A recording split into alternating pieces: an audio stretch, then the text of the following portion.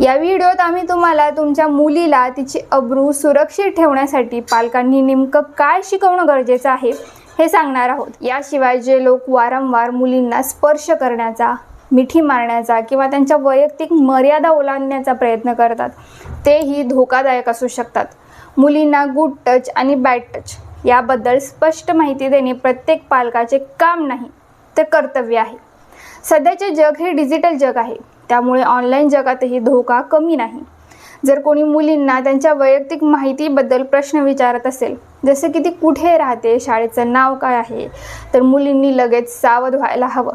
काही वेळा असे लोक मुलींना धमकावण्याचाही प्रयत्न करतात। जर तू कुणाला सांगितलं तर मी तुझ्या कुटुंबाला त्रास देईन असं म्हणणाऱ्यांपासून दूर राहणं अत्यंत गरजेचं आहे। मुलींना हे ठामपणे सांगा की अशा परिस्थितीत घाबरून न जाता त्यांनी लगेच आई-वडिलांना सांगावं। आणि महत्त्वाचं, जर तुमची मुलगी तुम्हाला हिमतीने काही सांगत असेल की घरातली कोणीतरी व्यक्ती तिला चुकीचा स्पर्श करते, तर अशा वेळी तिला न रागवता तिच्यावर विश्वास ठेवणं खूप गरजेचं आहे।